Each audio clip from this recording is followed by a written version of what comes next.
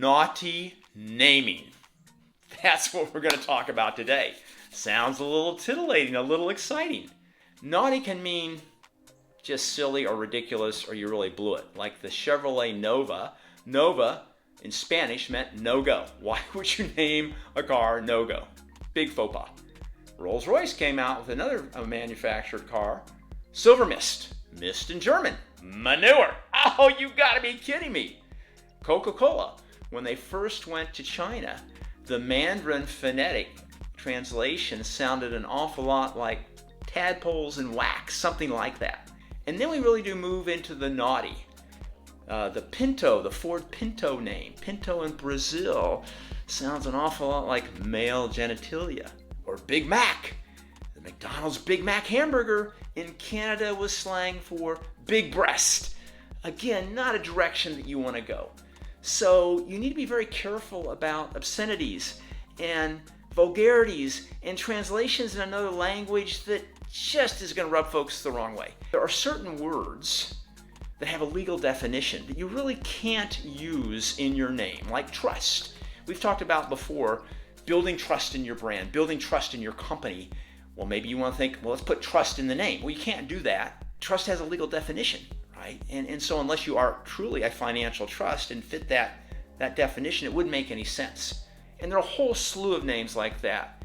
In the financial space, banks and credit unions. In the medical space, doctor, and some of the medical degrees. So just be wary of all those words that are out there that might cause you to bump into some legal issues or legal problems. But you can push the edge. So how naughty do you want to be? Do you want to be as naughty as Big Ass Fans? Big Ass Fans? Are you kidding me? Guess what? They were able to register that name as a federal trademark, even though trademark law says you cannot register an obscenity or a vulgarity as a trademark. So how'd they do that? Well, it was an interesting case. Ass is actually in the dictionary as the name for a donkey, as in jackass. So it was an accepted term already in the dictionary.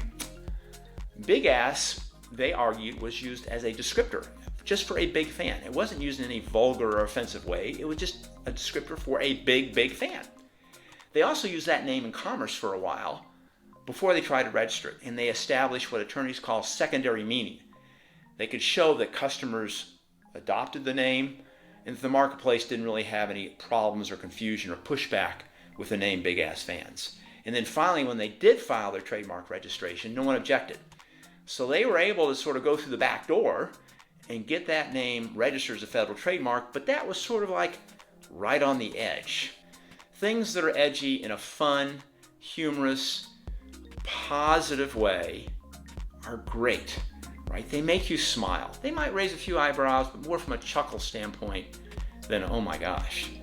Names that could be viewed as disparaging or offensive or obscene or vulgar, why take the risk?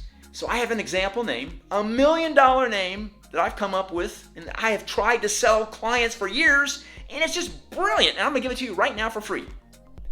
It's all about speed. So we do a lot of work for the chip manufacturers, the chips that are like in your smartphone, your Samsung phone, or your iPhone. Here is a name. Little edgy, little controversial, but it screams speed. Are you ready for it? Streaker! Streaker, baby, that's it. Brilliant. 2 syllables, easy to say, easy to spell, and conjures up speed. Maybe not so brilliant. Why not? Well, if you're a chip manufacturer, do I really want my new hot, cool line of graphic processing chips to be associated with a bunch of folks running around on a soccer field naked? So maybe Streaker isn't as brilliant as I thought it was. But going forward, the advice that we have for you is avoid the boring, avoid the familiar, avoid the safe, but avoid the too controversial, the names that are offensive to many. And just try to find that sweet spot where it's a little edgy, it's fun, it raises a few eyebrows, but in a playful, positive way. It generates some conversation, because it is witty. It does have that sense of humor. It's not so straight-laced and buttoned down that nobody wants to talk about it. And if you get headed in that direction, we think you'll be headed in the right direction.